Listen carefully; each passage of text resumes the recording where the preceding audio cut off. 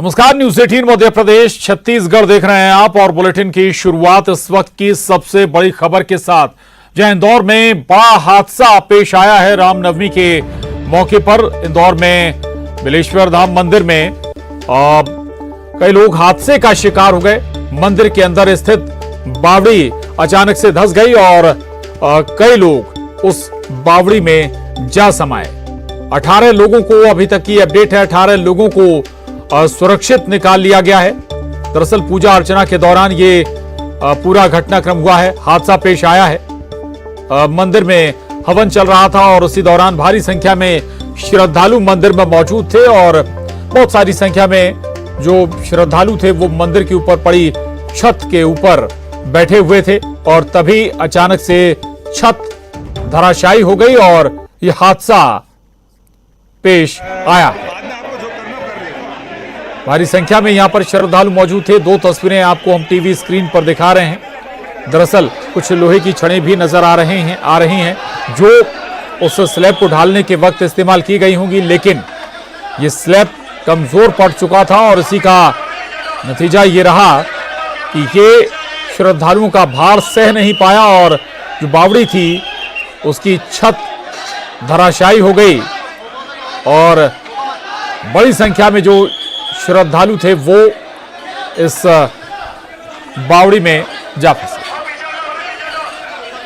और दिल्ली से बड़ी खबर है इस वक्त की, पीएम मोदी ने भी इस मामले में हादसे पर ट्वीट किया है। इंदौर हादसे पर प्रधानमंत्री मोदी ने दुख जताया है और आपको बता दें हादसे पर सीएम शिवराज ने से भी उन्होंने बात की है और जानकारी दी गई है सीएम शिवराज के जरिए पीएम मोदी को कि तेजी से रेस्क्यू ऑपरेशन चल रहा है।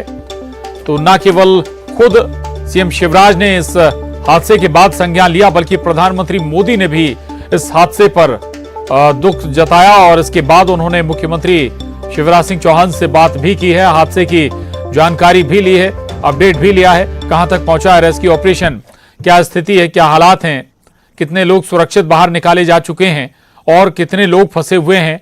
ये तमाम जानकारी प्रधानमंत्री नरेंद्र मोदी ने सीएम शिवराज से हासिल की है। ये तस्वीरें जरूर देखिए आप, हादसे के बाद की तस्वीरें। लगातार प्रशासन, पुलिस प्रशासन और दमकल विभाग है वो रेस्क्यू ऑपरेशन में जुटा हुआ है। कोशिशें जारी हैं, काफी गहरी बताई जाती है बावड़ी और चौड़ाई भी इसकी ज्यादा है नहीं। दो तस्वीरें आपके टीवी स्क्रीन पर इस वक्त आप देख पा रहे हैं और रस्सियों के सहारे लोगों को सुरक्षित निकाला जा रहा है। हालांकि इस बावड़ी में सीढ़ियां भी बनी हुई हैं, लेकिन वो काफी सक्रिय सीढ़ियां नजर आ रही हैं और लगभग बड़ी संख्या में जो लोग इस बावड़ी में जा फंसे थे उन्हें बाहर निकाला गया है और अभी भी प्रयास लगातार जारी हैं लोगों को सुरक्षित खींचने के। और इसी रेस्क्यू ऑपरेशन की ये तस्वीरें भी आपको हम दिखा रहे हैं और दरअसल मंदिर परिसर के अंदर ही, मंदिर परिसर में ही ये बावड़ी बनी हुई थी जहां पूजा अर्चना चल रही थी। उसी के परिसर, उसी परिसर में ये गहरी बावड़ी मौजूद थी।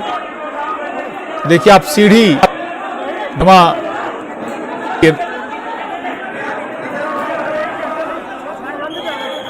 ये सीढ़ियों के सहारे, रस्सी की बनी हुई सीढ़ियों के सहारे लोगों को बाहर निकाला जा रहा है, रेस्क्यू किया जा रहा है और करीब 18 से ज्यादा लोग अभी तक बताया जा रहा है कि रेस्क्यू कर लिए गए हैं।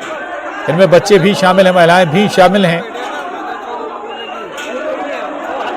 और एग्जैक्ट आंकड़ा भी सामने नहीं आया है कि कुल कितने लोग इस हादसे के शिकार हुए हैं, बावड़ी में गिरे हैं, लेकिन ज्यादातर लोगों को निकाल लिया गया और अभी किसी तरह की ऐसी कोई खबर नहीं है कि किसी की इस हादसे में जान गई।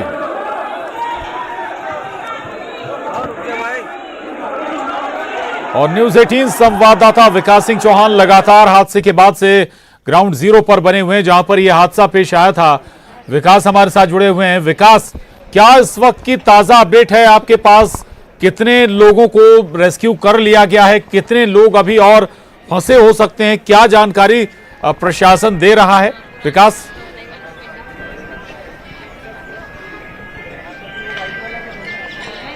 जी बिल्कुल, अब से कुछ देर पहले खुद कमिश्नर मकरंद देउस्कर ने इसकी जानकारी दी कि 18 जो लोग हैं उन्हें रेस्क्यू करके घटना स्थल से जो नीचे फंसे हुए थे उन्हें निकाला गया है। मेरे ठीक पीछे आप एम्बुलेंस का एक काफिला देखिए, बड़ी संख्या में एम्बुलेंस की जो श्रृंखला है वो अभी भी तस्वीरों में नजर आ रही है। और ये अब तक जानकारी है कि लगभग 18 लोगों को यहाँ से रेस्क्यू किया गया और उन्हें उपचार के लिए भेजा गया। इसमें से कुछ लोग ऐसे हैं जिन्हें मामूली चोट आई है, मामूली जख्मी हुए, बल्कि कुछ लोगों को उपचार की आवश्यकता है। बहरहाल इसके बाद जिस प्रकार से शुरुआती वक्त में जानकारी प्रशासनिक अफसरों के द्वारा दी गई कि अब जो है ऑपरेशन रेस्क्यू ऑपरेशन में जटिलता का सिलसिला शुरू होगा। जटिलता अब आएगी चूंकि मलबा जो है वो से हटाना है और उसके बाद रेस्क्यू ऑपरेशन चलाया जाएगा। ये एक और एम्बुलेंस है जिसमें रेस्क्यू करके जिसे निकाला गया उन्हें उपचार के लिए भेजा जा रहा है। रास्ते को खाली कराया जा रहा है चूंकि बड़ी संख्या में सड़कों पर तमाशबीन जो लोग रहते हैं वो जरूर सड़कों पर आसानी से देखे जा सकते हैं और अब वो कहीं ना कहीं मुसीबत उत्पन्न करते हैं। लोगों को हटाया जा रहा है और अब जो सभी लोग हैं जो घायलों को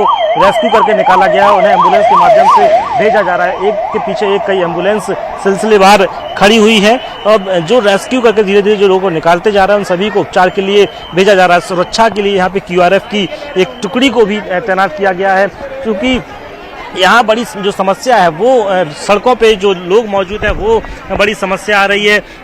और जो रेस्क्यू ऑपरेशन जो पिछले हिस्से से चल रहा है वो कुछ और लोग हैं यहाँ पे। आपका भी कोई अंदर है क्या? जी, आपका कोई अंदर है? तो प्रशांत, बड़ी संख्या में जो लोग यहाँ पे मौजूद हैं उनको सभी को यही उम्मीद है कि उनके जो लोग अंदर फंसे हुए उन्हें सुरक्षित निकाला जाए क्योंकि अब जैसे जैसे धीरे धीरे वक्त बढ़ता जा रहा है उसमें कहीं ना कहीं ऐसी आशंका व्यक्त की जा रही है कि अप्रिय कोई खबर निकल कर ना आए। ये मंदिर का वो पिछला हिस्सा है जहाँ से जिसके ठीक दीवार के अगले हिस्से पास के हिस्से में ये घटना हुई है, यहाँ पर हादसा हुआ है और लगातार प्रयास किए जा रहे हैं कि जी लगातार विकास आप लगे हुए हैं, आगे भी अपडेट आपसे लेंगे। फिलहाल शुक्रिया आपका इस जानकारी के लिए और आशा ये की जानी चाहिए कि कोई कैजुअलिटी इस हादसे में ना हो। आगे बढ़ेंगे। राइजिंग इंडिया में केंद्रीय गृह मंत्री अमित शाह ने केंद्रीय एजेंसियों के दुरुपयोग के विपक्ष के आरोपों पर जवाब दिया।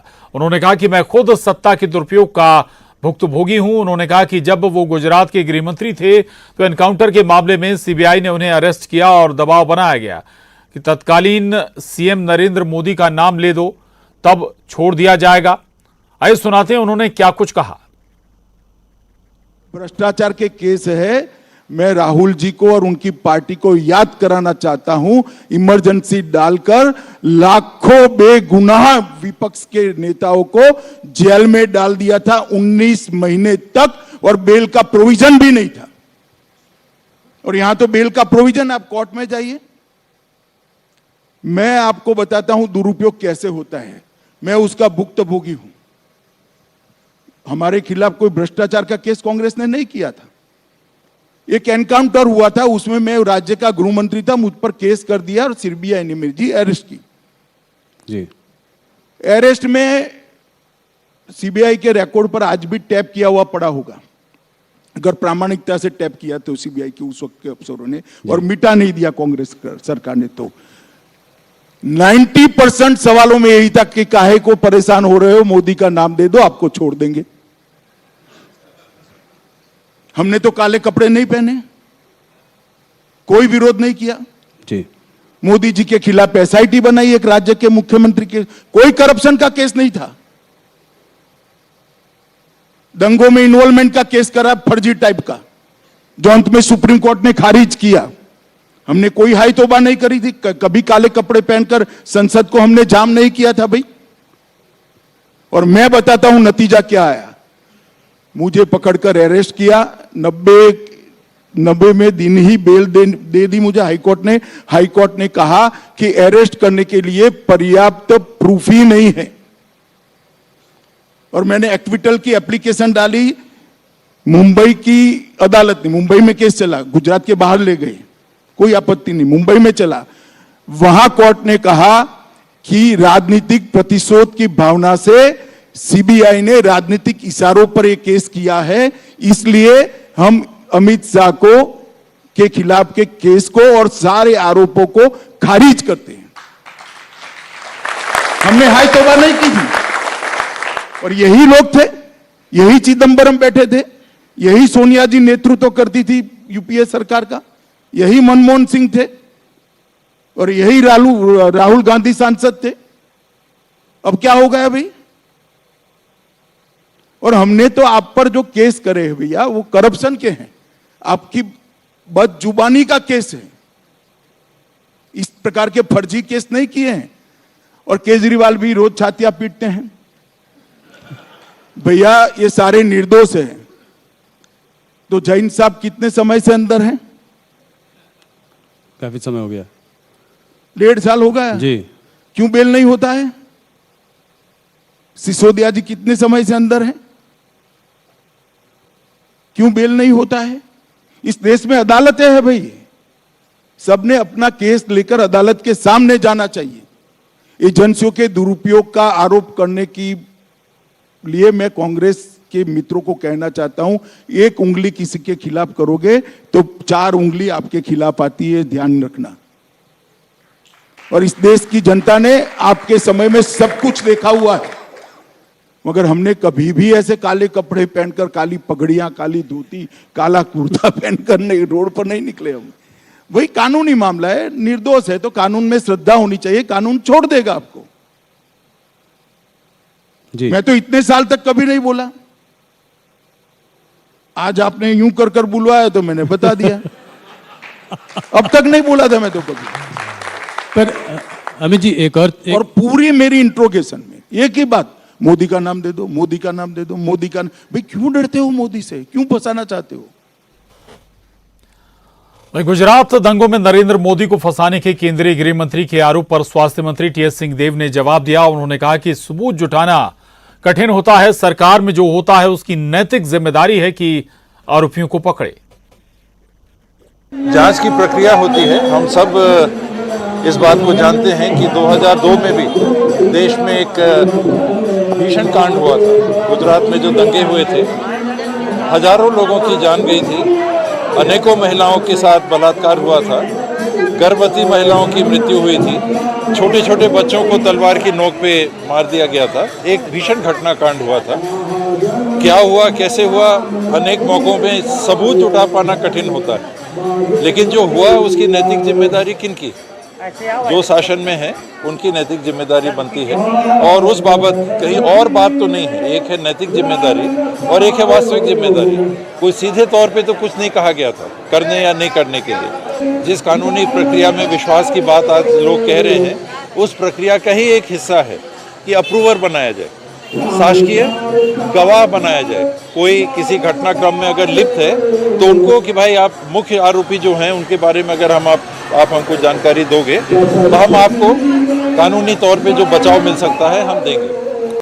और अब रुक करेंगे 20 मिनट में 20 बड़ी खबरों का। भीषण आग की ये तस्वीरें आंध्र प्रदेश के पश्चिमी गोदावरी जिले की हैं, जहां वेणुगोपाल मंदिर परिसर में रामनवमी पर बनाए गए पंडाल में शॉर्ट सर्किट के चलते भीषण आग लग गई। हालांकि वक्त रहते श्रद्धालुओं को मंदिर से बाहर निकाल लिया गया। गनीमत ये रही कि हादसे में कोई हताहत नहीं हुआ। आग की सूचना के बाद पुलिस बल और फायर ब्रिगेड की कई गाड़ियां मौके पर पहुंची।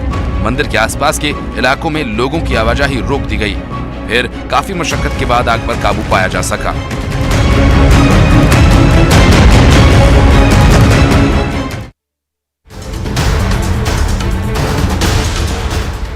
जमीन से आसमान की तरफ उठ रहे फव्वारे को देखिए। दरअसल ये एक बवंडर है जो छत्तीसगढ़ के भिलाई स्टील प्लांट के पास देखा गया। आसपास के लोग इस नजारे को देखकर हैरत में पड़ गए। लगा कि आसमान से धरती पर दिव्य प्रकाश पड़ रहा है। गौर से देखने पर पता चला कि बवंडर के झोंके में धूल तेजी से घूमते हुए आसमान की तरफ उठ रही है। रायपुर में मौसम वैज्ञानिक HP चंद्रा ने बवंडर का वीडियो सोशल मीडिया पर शेयर किया। भिलाई स्टील प्लांट के गेट नंबर 1 के पास ये बवंडर उठा था। काफी देर तक यहाँ बवंडर उठता रहा। इसकी ऊंचाई भी काफी थी। लोगों का कहना है कि ये टॉर्नेडो का छोटा रूप था। भिलाई स्टील प्लांट के गेट नंबर 1 पर पहली बार लोगों ने इस तरह बवंडर देखा।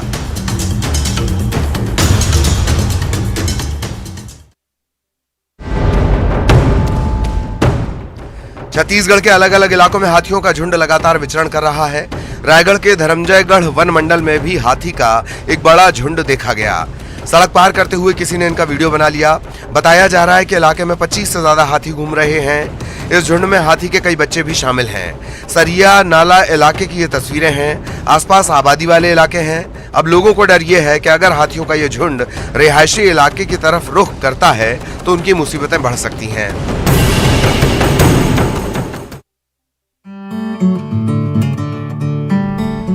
छत्तीसगढ़ के सुकमा जिले के घोर नक्सल प्रभावित इलाके में तैनात सीआरपीएफ 74 बटालियन की तरफ से शहीद जवानों की याद में वुमेन क्रिकेट मैच और सांस्कृतिक कार्यक्रम का आयोजन किया गया। साथ ही शहर के दोरनापाल स्टेडियम में एक बड़ी दर्शक दीर्घा का निर्माण कराया गया, जिसका नाम शहीद रघुवीर सिंह की स्मृति में रखा गया। इस कार्यक्रम के दौरान पोलमपल्ली, कांकेर लंका, पुसवाड़ा और तमिलवाड़ा के नक्सल प्रभावित गांव से आए बच्चों को खेल का सामान बांटा गया। इसके साथ ही पोलमपल्ली के उच्च विद्यालय और माध्यमिक विद्यालय की महिला टीमों के बीच क्रिकेट मैच भी खेला गया।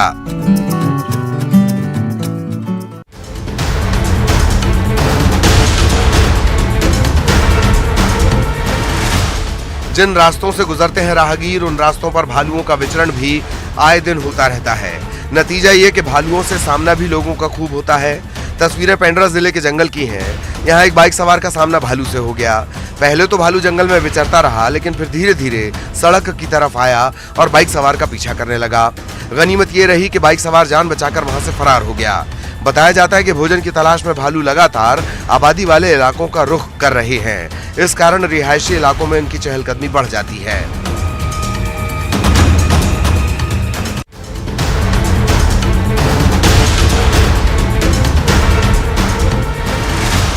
बैठे बैठे बुजुर्ग को पैरालिसिस का अटैक आता है। इससे पहले कि बुजुर्ग की मौत हो जाती, उस क्षण भर के दौरान पास खड़ा एक युवक बुजुर्ग के लिए देवदूत साबित होता है। युवक ने सूझबूझ से शिथिल पड़ते जा रहे वृद्ध के शरीर में हलचल पैदा की, जिससे बुजुर्ग की जान बच सकी। मामला उज्जैन से 20 किलोमीटर दूर इंगोरिया गांव का है और ये तस्वीर एक दुकान की है। वीडियो में दिख रहा है कि एक बुजुर्ग कुर्सी पर बैठे हैं, तभी अचानक उनका शरीर थरथराने लगता है। गनीमत रही कि वहां एक युवक मौजूद था, जिसने तुरंत बुजुर्ग के शरीर में हलचल पैदा करने की कोशिश की। काफी कोशिश के बाद बुजुर्ग की हालत सामान्य होती है। इसके बाद हर तरफ युवक की तारीफ हो रही है।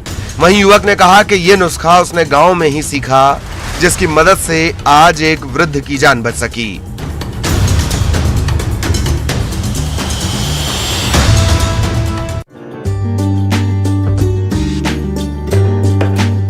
रामनवमी का त्योहार, हर तरफ श्री राम की भक्ति की बयार बह रही थी। खरगोन में भी आस्था का जुलूस निकाला गया था, लेकिन फिर कुछ ऐसा हुआ कि पूरा शहर हिंसा की आग में धधक उठा। कहानी पिछले साल की है। जुलूस के दौरान पथराव, आगजनी और हिंसा के चलते 24 दिनों तक शहर में कर्फ्यू रहा। उस घटना से सबक लेते हुए इस बार शहर में सुरक्षा के पुख्ता इंतजाम किए गए हैं। धूमधाम से जुलूस निकाला जा रहा है। चप्पे चप्पे पर पुलिस बल तैनात किया गया है। जुलूस मार्ग पर निगरानी के लिए 8 ड्रोन और 222 सीसीटीवी कैमरे लगाए गए हैं। शहर में 1000 से ज्यादा पुलिसकर्मी ड्यूटी पर तैनात हैं। समारोह को खास बनाने के लिए खासतौर पर उज्जैन से टीम बुलाई गई है। 12 झांकियों के साथ 75 लोगों की नगाड़ा टीम बुलाई गई है। जुलूस पर पुष्प वर्षा और स्वागत का अनोखा नजारा दिलों में आस्था की अलख जगा जाते हैं।